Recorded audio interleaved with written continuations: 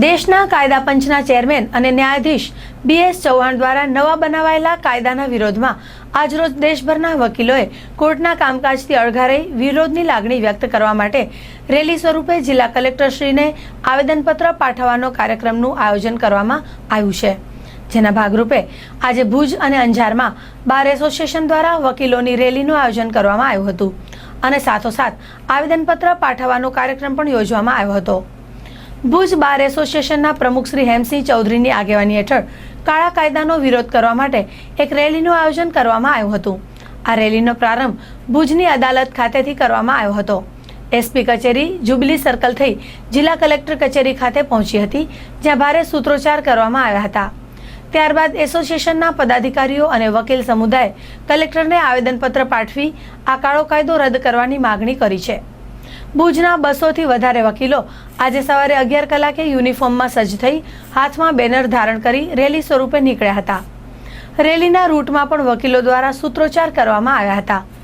વકીલોએ હાથમાં ધારણ કરેલ બેનરમાં તાનાશાહી નહીં ચલેગી, વકીલોને ગુલામ બનાવતો કાળો કાયદો રદ કરો, કાયદા પંચના ચેરમેન BS ચૌહાણને હોદ્દા પરથી દૂર કરો વગેરે સૂત્રો સાથે રેલી નીકળી શહેરના રાજમાર્ગો પર ફરી હતી।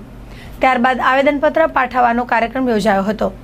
આજરોજ વકીલો દ્વારા કાળા કાયદાના વિરોધમાં કામગીરીથી અળગા રહ્યા હોવાના કારણે ભુજના અદાલત સંકુલમાં આવેલ તમામ કોર્ટની કામગીરી બંધ રહી હતી।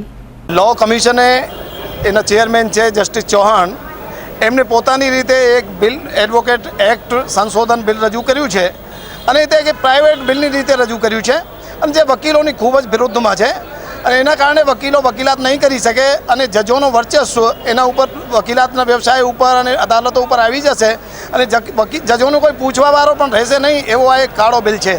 એટલા માટે આજે ઓલ ઇન્ડિયા બાર કાઉન્સિલ અને દરેક રાજ્યની બાર કાઉન્સિલોએ અને હિન્દુસ્તાનભરની તમામ અદાલતોમાં જિલ્લા વકીલો લાખોની તાદાદમાં 18 લાખ વકીલો પ્રેક્ટિસ કરે છે, તેઓ કામકાજથી અળગા રહ્યા છે અને સરકારને આ બિલ પાછો ખેંચવું જ પડશે એવો વકીલોનો ચોક્કસપણે માનવું છે। અને આવો કાળો બિલ કોઈ રીતે ચાલે નહીં, કારણ કે પાછળના બારણેથી જજોને બાર કાઉન્સિલોમાં બેસાડવા માટેનો એક જસ્ટિસ ચૌહાણનું કિમિયો છે। કારણ કે જસ્ટિસ ચૌહાણ જ્યારે પણ જજ તરીકે હતા ત્યારે એમનો અને એક રવિ ત્રિપાઠી સાહેબ હતા એ અને પાટીલ સાહેબ હતા જજ તરીકે, તેઓનો વકીલો પ્રત્યેનો ખૂબ જ જે અભિગમ હતો ખૂબ જ ખરાબ હતો અને ત્યારે પણ વકીલો વિરુદ્ધ પોતાના જજમેન્ટોમાં ટિપ્પણી કરતા હતા અને આ જો કાયદો પાસ થાય તો વકીલો વકીલાત કરી શકે નહીં અને ન્યાય અપાવી શકે નહીં અસીલોને, તેવી પરિસ્થિતિ ઊભી થશે। એના માટે વકીલોએ એકતા બતાવી આજે ઓલ ઇન્ડિયા લેવલ ઉપર આ વિરોધ પ્રદર્શિત કર્યું છે અને સરકારને આ બિલ પાછો ખેંચ્યા વગર કોઈ છૂટકો છે નહીં। આજે કેન્દ્ર સરકારને મેમોરેન્ડમ અમારે મોકલવાનું છે અને તે કલેક્ટર સાહેબ મારફતે એ મેમોરેન્ડમ અમે આપ્યો છે અમારા પ્રોટેસ્ટનો અને એમાં આ બિલ પાછો ખેંચાય, જસ્ટિસ ચૌહાણનો રાજીનામું લેવાય તેવો અમારી માંગણી છે। વકીલો માટેનો એડવોકેટ એક્ટ છે, એ એક્ટમાં ધરખમ સુધારા કરી વકીલને ગુનેગાર હોય એવી રીતે ટ્રીટમેન્ટ કરવામાં આવ્યા છે।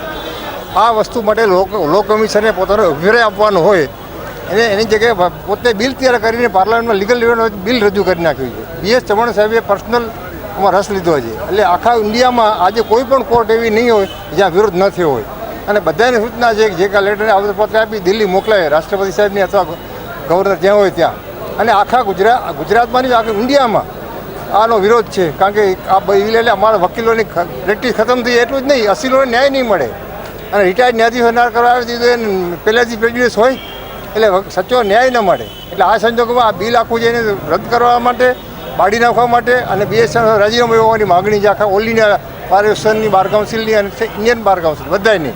એટલે એનું પરિણામ સારું આવશે એવી અમને આશા છે કે આ બિલ સરકારે પાછું ખેંચવું જ પડશે।